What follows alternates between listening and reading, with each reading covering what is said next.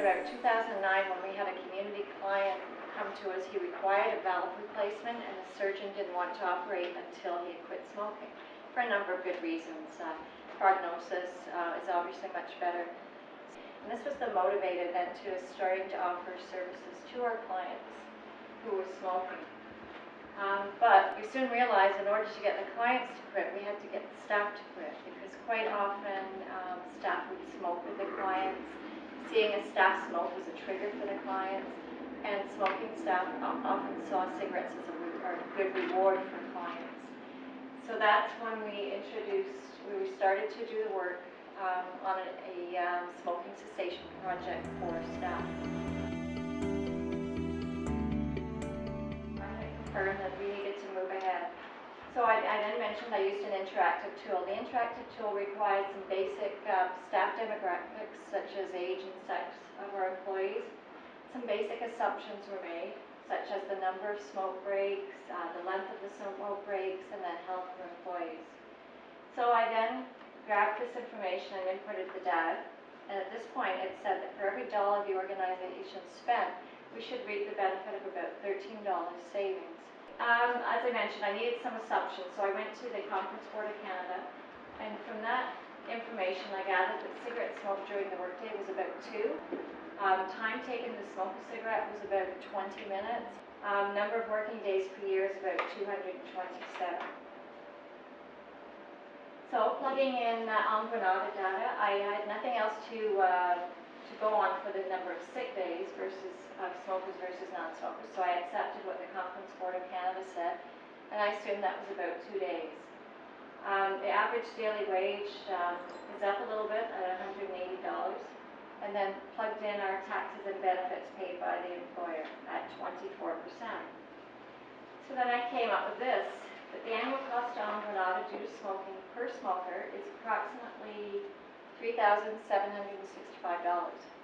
So keeping in mind if 1 in 6 employees smoke, then the $3,765 a year will then turn into $314,000 a year the organization could potentially save if we were able to get these clients to stop. Onwanada is kind of in a unique position because we have an in-house pharmacy and we dispense medications to all of our staff and their families. So basically we're like a lab. We have this data. We can now track how much it costs to actually run a smoking cessation program. And then furthermore, we can track money saved from people that have quit smoking and by medications reduced.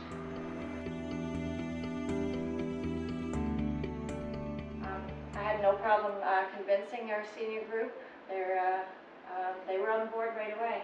So the results was that they said, yeah, we need to increase our benefits.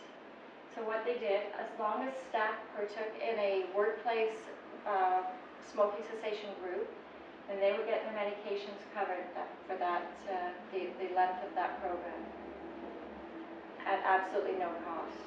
So basically, our senior managers had recognized that based on decreased absenteeism and increased productivity alone, offering smoking cessation programs by the organization would not only ensure healthier outcomes for its staff, but it would prove to be a cost-effective initiative. We had approximately 12 staff per group. Our very first one, we had 16 people, so it was a really phenomenal turnout, which told us, staff have been waiting for this.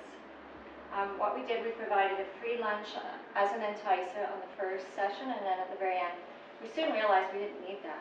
Once we had a few success stories, people were coming anyway. We also offered a $100 prize for the successful candidate or candidates. We put the names in a drawer, so just to give them, again, more enticement. The group would meet once weekly at lunchtime. We'd present information to the group. There was also opportunity for one-on-one with myself outside of there, because we did have a few people that preferred that. We had a carbon monoxide monitor, which is a very useful tool. We would introduce guest speakers. We really loved the ones that were ex-smokers because they offered so much credibility to the group.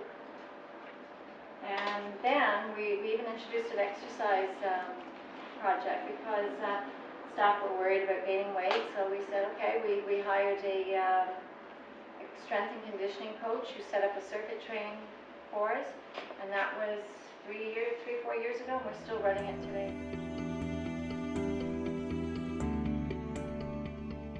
Here's my star participant, and this, I should say, is not typical, but I had to include it. So she went from using, I mean, you can see the prices of these products, Breathe, Advair, Singular, pencil inhalers, and nose sprays, at a total of $4,986 per year. 2 years later, to going to using $207 worth of medication. So it was amazing. So the cost of the program for this girl, we spent $350 on smoking cessation products for her. So that meant for every dollar we spent, we actually saved $13.65 just on medication changes. That didn't include increased productivity and decreased absenteeism.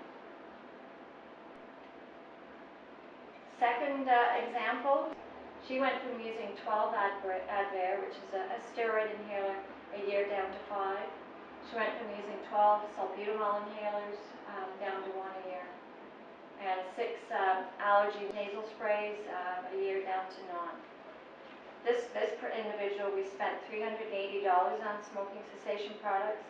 So for every dollar we spent, we realized a savings of $4.40.